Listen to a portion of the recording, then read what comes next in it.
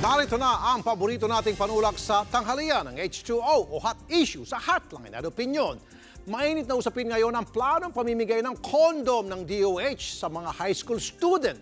Kaugnay niyan, makausap natin si Health Assistant Secretary Dr. Eric Tayag.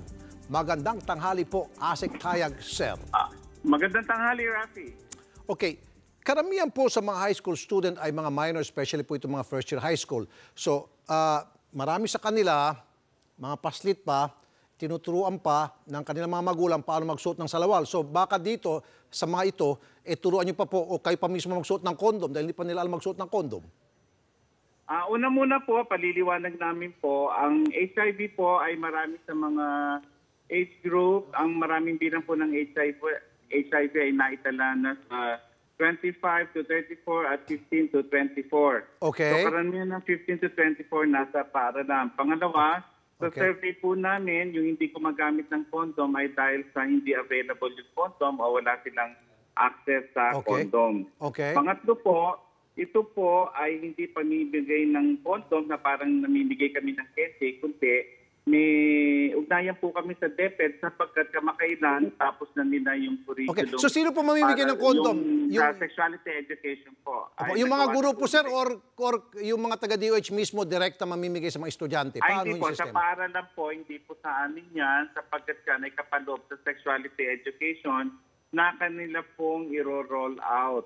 Kaya nga po, sino po mamimigay po? Sino po mag-hand out ng kondom? Yung po mga guro o mga taga-DOH po ang mismo magbibigay ng kondom? Ito po ay pinag-uusapan sapagkat ito parang merong dispensing machine na kung saan pwede silang kumuha. Libre po yan, dispensing machine. Hindi po ito yung parang Pero nasabi niyo po kanina kasi, sir, sa inyo pong survey, 15 pataas ang mga 15 to 24 po, 15 to 28% na Okay, sir, yung first year high school ay yan po 12 anyos lamang, alam niyo po ba? At so senior high school po ito, senior high school. Senior, so hindi po kasama yung mga grades. Okay. Pero so, sir, kailangan natapos nila yung sexuality education. Gumawa po ako ng survey sa aking pong FB page at napakamarami pong magulang tungkol po sa isyong pinag-usapan natin ngayon, ang tutol at galit na galit. Parang sinasabi raw po ng ating gobyerno sa mga kabataan, sige, magpakasawa kayo, mag-sex lang kayo na mag-sex dyan, maging manya kayo kung gusto nyo, total, meron namang kondom libre na ibibigay ang gobyerno. Parang ganun po ang dating sa mga magulang ngayon. Naintindihan po namin yan, so kailangan na paliliwanagan po natin sila sapagkat ito po sitwasyon. Yung bata po na mag-aaral na kung sakaling magawa natin ng programa to, uuwi at may dalang kondom, mapapaliwanag po nila yan. Pero mahirap pong magpaliwanag pag yung bata uuwi at sasabihin sa kanila, nanay, tatay, positive na ako sa HIV. Ayun. So may kasama po ang inaagapan po ng Department of Health sapagkat pabata po nagkakaroon ng HIV sa ating bansa.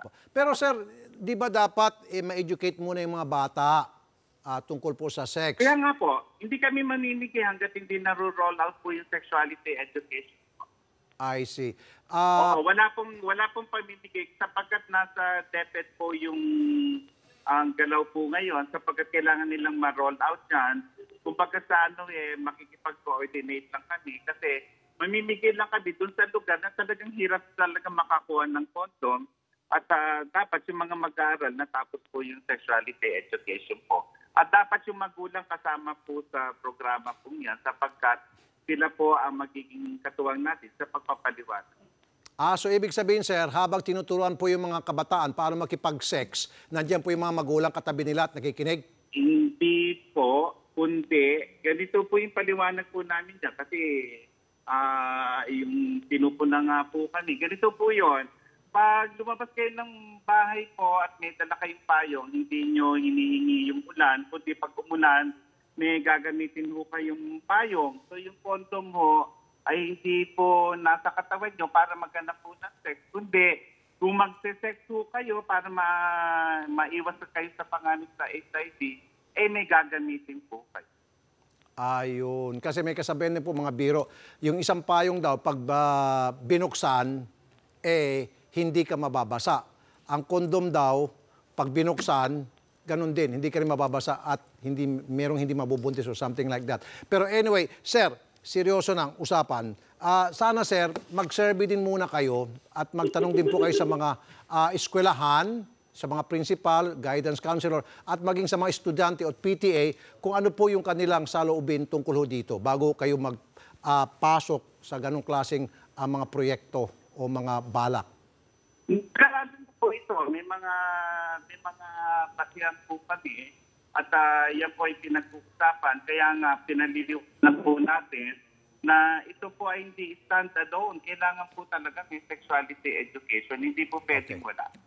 Okay. Pero kayo sir, last na lamang. So, nung kayo po elementary pa sir, gumagamit na kayo ng kondom?